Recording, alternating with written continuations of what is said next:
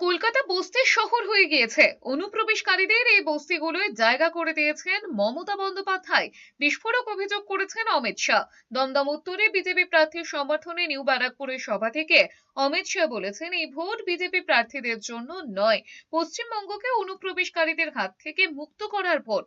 তার কথায়, মমতা বন্দ্যোপাধ্যায়ের রাজত্বে কমিউনিস্টদের আমলে কলকাতাকে বস্তির শহর বানিয়েছে। দেশের অন্য অনেক শহরে যেখানে বস্তি মুক্ত হয়েছে, সেখানে পশ্চিমবঙ্গে সেই উদ্যোগ দেখা যায়নি।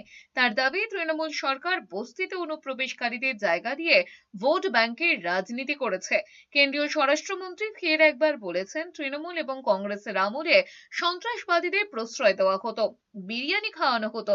দীর্ঘ ৭৫ বছর ধরে ৩৭০ অনুচ্ছেদ বহাল রাখা হয়েছিল, কিন্তু প্রধানমন্ত্রী নরেন্দ্র মোদীর নেতৃত্বে সেই অনুচ্ছেদ বিলোপ করা হয়েছে। এই পদক্ষেপ সন্ত্রাসবাদের বিরুদ্ধে বড় আঘাত করেছে।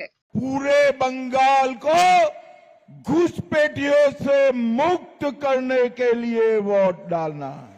कलकत्ता का खोया हुआ गौरव वापिस दिलाने के लिए वोट डालना है। ये दीदी के राज में, कम्युनिस्टों के राज में पूरा शहर एक प्रकार से आज झोपड़पट्टी का शहर बनकर रह गया। देश में कई शहर ऐसे हैं जो स्लम फ्री बनने लगे, मगर दीदी को जरा भी इसकी जरूरत नहीं लगती है।